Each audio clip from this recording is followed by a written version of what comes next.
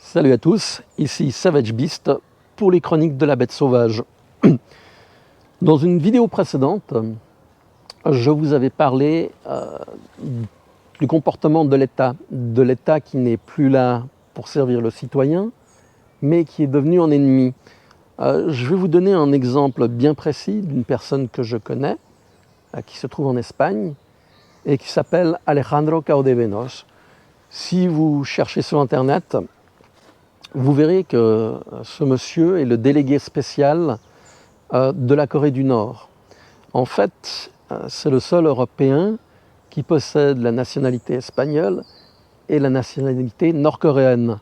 Il s'occupe de faire, je dirais, la liaison entre la Corée du Nord et donc l'Europe, de manière à faire mieux connaître ce pays fascinant qu'est la Corée du Nord. Pour ceux qui connaissent Alain Soral avait fait une vidéo très très intéressante puisqu'il avait été en Corée du Nord, il avait visité et je vous conseille de la regarder parce que les explications sont claires et ça vous donnera une image réelle de ce qu'est la Corée du Nord et non pas ce qu'on entend de tous les côtés. Pour en revenir à Alejandro Caudevenos, il a monté une association qui s'appelle la KFC. Korean Friendship Association, pardon, KFA. KFC, en fait, c'est le Communist Fried Chicken. C'est une blague qu'on se fait, lui et moi. Et je m'étais trompé. Donc, la KFA est une association qui permet de promouvoir la Corée du Nord, d'expliquer. Vous avez des réunions.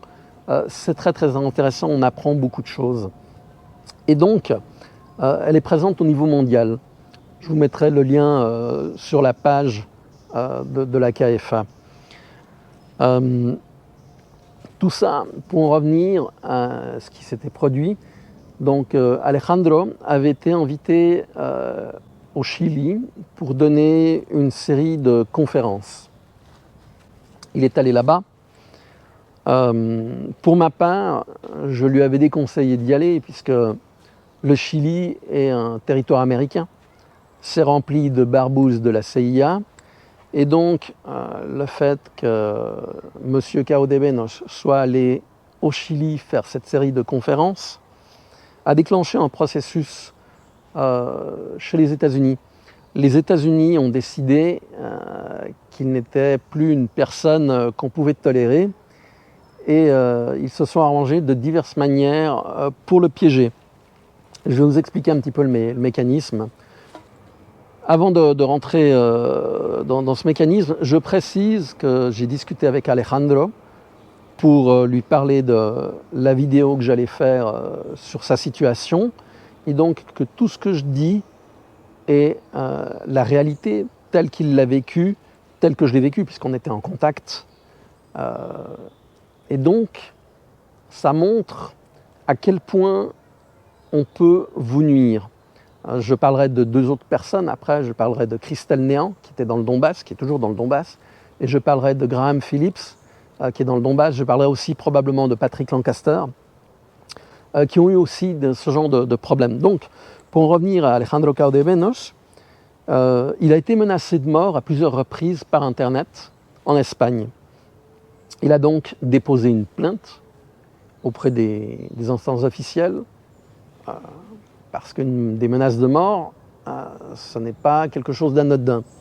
Il y a eu une enquête qui a été faite, on a trouvé les gens qui avaient proféré ces menaces via Internet, et puis l'affaire s'est arrêtée là, la plainte a été classée.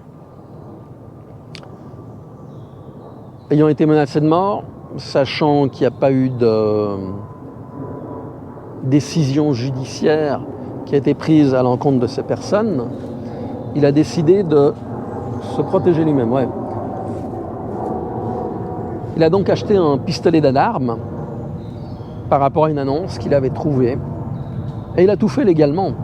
Le pistolet d'alarme a été acheté, l'argent a été envoyé via un transfert bancaire, donc vraiment transparent. Quelque temps plus tard, il s'est retrouvé avec une descente de 15 policiers qui sont allés perquisitionner chez lui, avec une personne du service de renseignement espagnol qui dirigeait un petit peu le tout. On lui a saisi les ordinateurs, tablettes. Tout cela était en fait organisé, c'était juste un prétexte pour saisir les moyens dans lesquels il pouvait stocker des informations concernant la KFA et donner ces informations, et que le gouvernement espagnol, et par son intermédiaire le gouvernement américain, puisse avoir accès à ces informations. Je continue donc. Alejandro a été amené au trou, d'accord. Il a été mis dans une cellule qui était dégueulasse, avec couverture qui avait du vomi, enfin, une catastrophe. Il est vrai que la garde civile qui s'est occupée de l'opération a été extrêmement correcte avec lui. Ils étaient mal à l'aise du reste. Et dans les journaux, il est apparu que Alejandro Caudebenos faisait du trafic d'armes. Imaginez-vous. On ne vous défend pas, on vous laisse face à des menaces de mort, vous achetez un pistolet d'alarme, ça va faire juste pan-pan, ça va blesser personne. Et on vous accuse de trafic d'armes. Il y a eu donc des décisions qui ont été prises. On lui a retiré son passeport pour qu'il ne puisse pas sortir d'Espagne. Et on le contraint à aller toutes les semaines signer au tribunal comme quoi il est toujours présent sur le territoire espagnol. Et cela, ça dure depuis 7 ou 8 ans, si mes souvenirs sont bons. Soyons réalistes. 1 année, 2 ans, ça peut prendre un petit peu de temps pour faire un jugement. Mais là, ce n'est pas le cas. On en est à, comme j'ai dit, 7 à 8 ans, je n'ai plus les dates exactes, mais ça traîne. C'est clairement une volonté de nuire. Tout ce que faisait M. Caudebenos pour faire connaître donc, la Corée du Nord, les conférences dans divers pays, il ne peut plus les faire. Donc, on l'a bloqué. Mais ça a été plus loin que ça. Au niveau bancaire, on a commencé à le faire, je ne dirais pas devenir interdit bancaire, mais les banques n'ont plus voulu avoir affaire à lui. Donc on lui a fermé les comptes. Il ouvre un compte dans une banque, quelques semaines plus tard, c'était fermé. On l'empêche donc de faire ce qu'il doit faire, on l'empêche d'avoir des revenus, on l'empêche de se défendre. Il ne faut pas se leurrer, c'est une volonté de détruire une personne. Et ça, c'est quelque chose qui est, je dirais, mis en place maintenant dans toute l'Europe. Je prends le cas de Graham Phillips, qui est donc journaliste anglais dans le Donbass, qui a été là-bas. On lui a saisi ses biens en Angleterre, parce que le gouvernement l'a décidé. On lui a bloqué ses comptes. On lui a saisi l'argent qu'il y avait sur ses comptes. Donc, vous n'avez plus le droit à rien. À partir du moment où cette dictature, parce qu'il faut bien l'appeler de cette manière, cette dictature européenne décide de vous détruire, tout va être mis en place de manière à vous coincer. Depuis qu'il y a eu l'épidémie, enfin la pandémie, pour l'appeler par un nom correct, en Espagne par exemple, vous ne pouvez plus aller dans les administrations directement. Vous devez prendre rendez-vous. Et oui, rendez-vous pour aller résoudre un problème, mais selon les horaires qui les conviennent. Et vous avez droit à maximum 1/4 d'heure de temps pour résoudre le problème. Je vous donne une idée de la monstruosité que c'est devenu. En fait, on nous a totalement éloignés de l'administration. L'administration est devenue omniprésente, omnipotente, elle se prend pour un dieu, et vous êtes ses esclaves, moi aussi, il ne faut pas se leurrer. J'en reviens à Crystal Néant, qui était dans le Donbass. Je vous avais montré à plusieurs reprises le travail qu'elle faisait, j'ai fait des interviews avec elle. Son véhicule avait été détruit lors d'une attaque par les Ukrainiens. Bah oui, un véhicule civil. Hein. Et donc, des personnes avaient levé une cagnotte pour l'aider à racheter un véhicule. Et la cagnotte a été supprimée. Et tout ça, ce sont des pressions.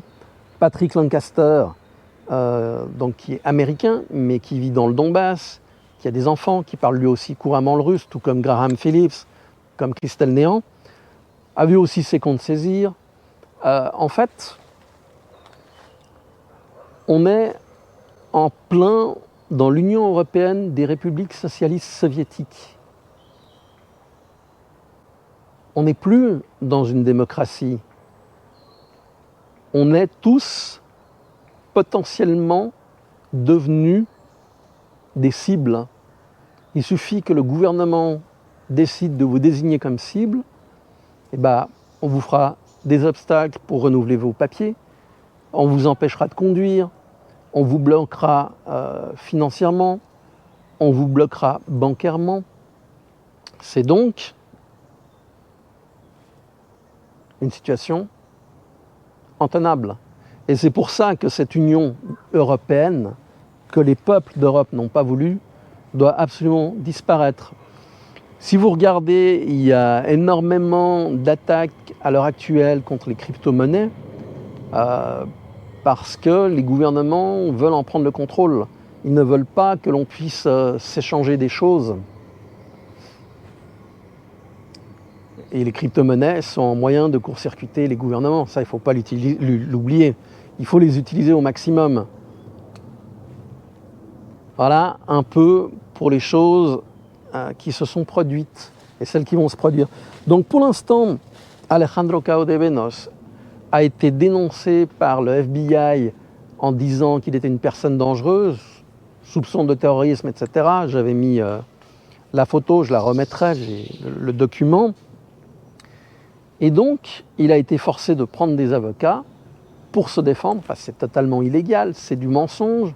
Mais en attendant, il est dans les fichiers d'Interpol. Et il faut gérer tout ça. Les États-Unis, l'Union européenne, fera tout pour vous détruire financièrement, psychologiquement, pour que vous soyez une loque. Et il faut être très résistant pour faire face à ce genre de choses. Et n'oubliez pas, vous avez une cible dans le dos. Toutes les personnes qui font des actions pour parler de ce genre de situation, qui les montrent, on a tous une cible dans le dos. Et même, il suffit que vous parliez mal une fois, le coup près vous tombera dessus.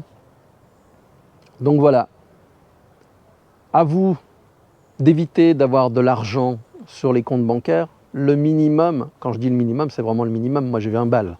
Je m'en fous. C'est-à-dire, s'il bloque 20 balles, il bloque 20 balles. Il faut savoir qu'en Espagne, il n'y a pas besoin de passer par un juge pour vous bloquer un compte bancaire. Ça donne déjà un ordre d'idée à quel point la dictature est avancée.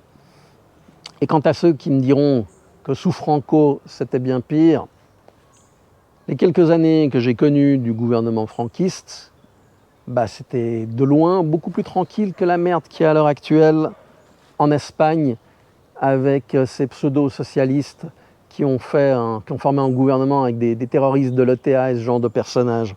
Donc ça vous donne un ordre d'idée.